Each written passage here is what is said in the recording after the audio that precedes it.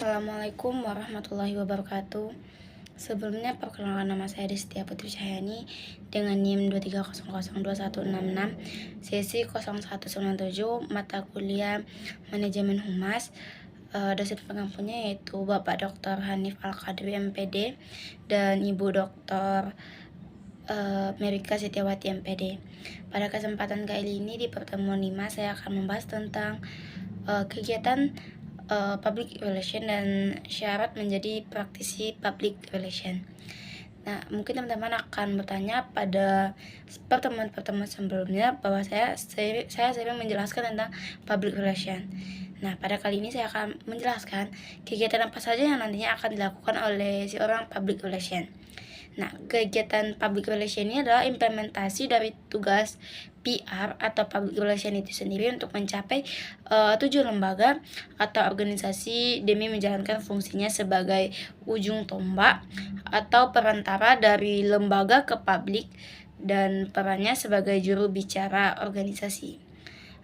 Secara menyeluruh dan pada hakikatnya seorang PR atau petugas praktisi ini adalah mereka-mereka yang memiliki kegiatan dalam konteks berkomunikasi atau bagaimana orang-orang bisa mengkomunikasikan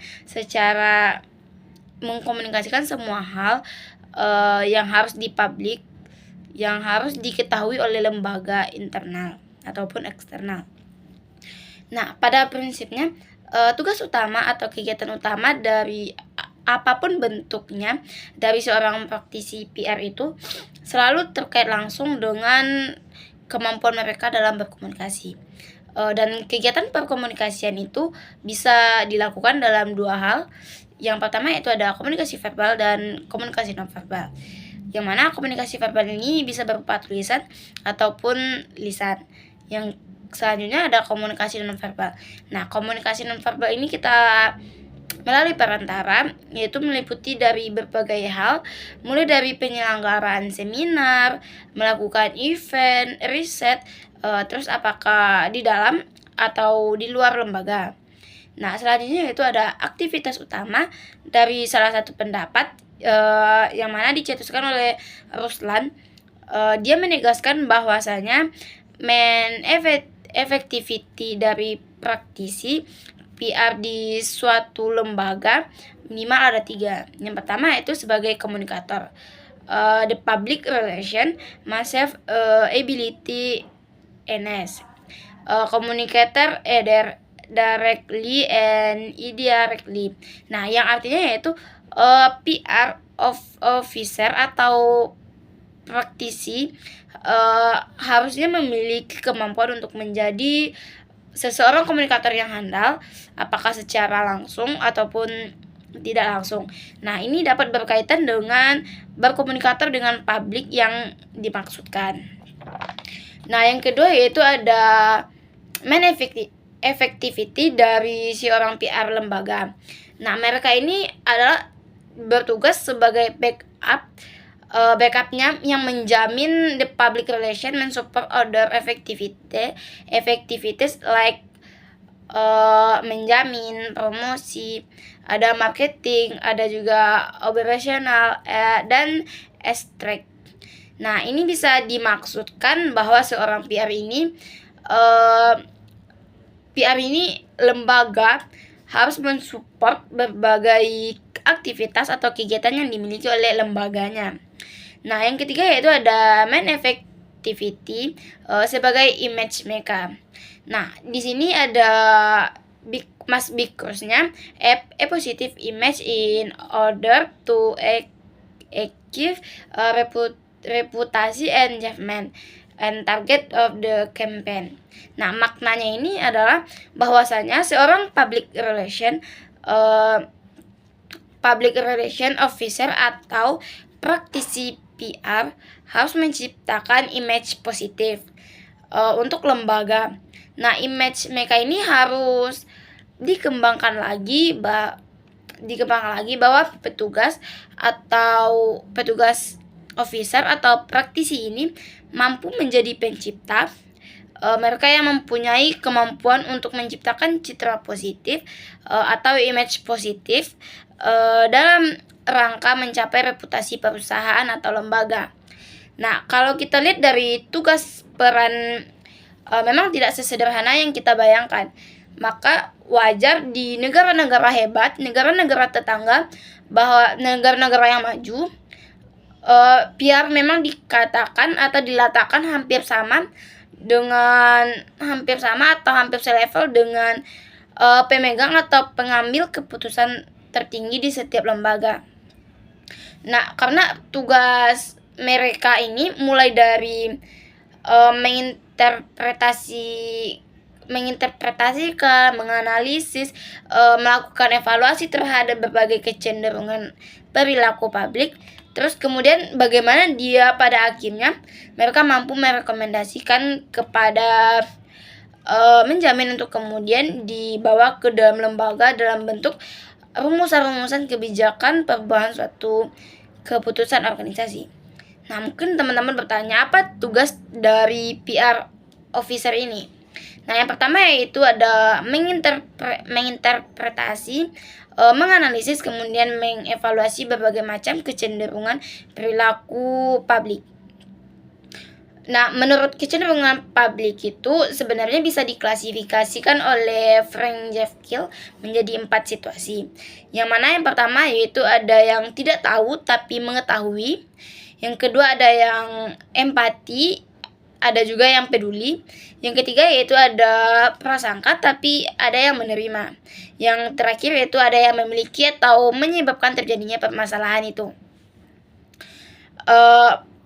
Yang kedua, mempertemukan kepentingan organisasi atau lembaga dengan kepentingan publik dalam kondisi manapun, karena tugas ini menjadi sangat berat karena tugas PR atau humas kaitannya adalah mempertemukan dua kepentingan menjadi saling memahami, saling menghormati, saling memberikan keuntungan untuk bisa dilaksanakan sehingga satu sama lain.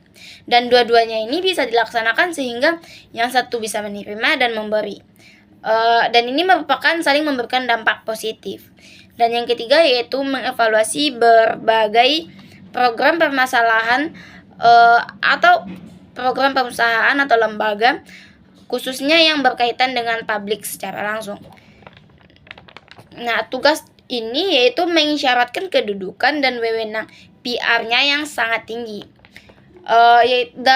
Dalam kegiatan PR officer atau praktisi PR, ini lembaga besar biasanya kita bisa melihat proses pekerjaannya. Mereka itu bersifat skill, yang artinya kegiatan public relation itu berjalan terus-menerus selama organisasi itu ada. Yang mana program PR tidak akan berhenti kecuali tujuan PR itu telah tercapai. Nah, ada pula aktivitas kegiatan PR officer yang terbagi menjadi 5. Yang pertama yaitu komunikasi yang jelas. Yang kedua ada publisitas. Nah, publisitas ini adalah pesan yang setelah direncanakan, didesain sedemikian rupa lalu dipublish. Dipublish ini melalui media-media cetak, media internet, dan media-media lainnya. Yang ketiga itu ada promosi. Promosi ini adalah aktivitas menstimulasi perhatian orang-orang terhadap produk kita, produk yang telah kita publish tadi. Yang keempat ada proses agent, dan yang kelima itu ada integrated marketing. Nah, ada juga aktivitas kegiatan PR officer yang mana mereka menjadi terkait dengan menjamin isus, yang artinya mengidentifikasi, memonitor aksi publik terhadap lembaga. Nah, PR ini adalah menjamin krisis, yang menghadapi berbagai macam krisis atau problem, dan bagaimana pada akhirnya mereka bisa memaksimalkan akses positif yang diraih sehingga mendapatkan citra perusahaan atau citra positif lembaga dan dari publik. Nah, ada juga aktivitas lainnya yaitu Public Information Officer, yang mana sebagai penghubung antara lembaga dengan pemerintah, lembaga dengan media, lembaga dengan publiknya. Ada juga aktivitas yang lain yaitu Public Affairs atau lobbying. Nah, di sini PR ini bekerja mewakili lembaga ataupun perusahaan untuk menghadapi politisi, perangkat pemerintah yang mempunyai peranan dalam menetapkan kebijakan dan undang-undang untuk mempertahankan status atau mengubahnya. Nah, finansial dari relation ini yaitu bagaimana lembaga pada akhirnya mampu menghadapi dan mengkomunikasikan berbagai informasi kepada publik atau masyarakat pemilik modal, bahwa seorang praktisi PR ini di sebuah perusahaan berperan memantapkan atau meningkatkan hubungan antara organisasi dengan masyarakat atau publik secara umum. Nah, adapun disebut dengan minority relation, yaitu memantapkan sekaligus meningkatkan hubungan dengan grup minoritas atau individual yang selama ini dipandang sebelah mata. Nah, selanjutnya yaitu kita akan membahas tentang syarat apa saja yang harus dimiliki oleh seorang praktisi PR di sebuah lembaga secara umumnya. Yang pertama yaitu PR harus mampu menghadapi semua orang yang memiliki aneka ragam karakter, budaya, kemampuan, pendidikan, bahasa, dan lain-lain. Yang kedua yaitu seorang praktisi PR harus mampu berkomunikasi. Yang ketiga, pandai mengorganisasikan segala sesuatu. Yang keempat yaitu memiliki integritas personal yang sangat tinggi. Yang kelima, memiliki imajinasi, yang mana kita mampu mencari cara untuk membayangkan sesuatu hal yang tidak dibayangkan oleh publik kita. Selanjutnya itu ada kemampuan untuk mencari tahu. Dan yang terakhir, kita harus mampu melakukan penelitian dan melakukan evaluasi. Mungkin sekian dari pemaparan penjelasan materi saya. Sampai jumpa di video selanjutnya. Terima kasih.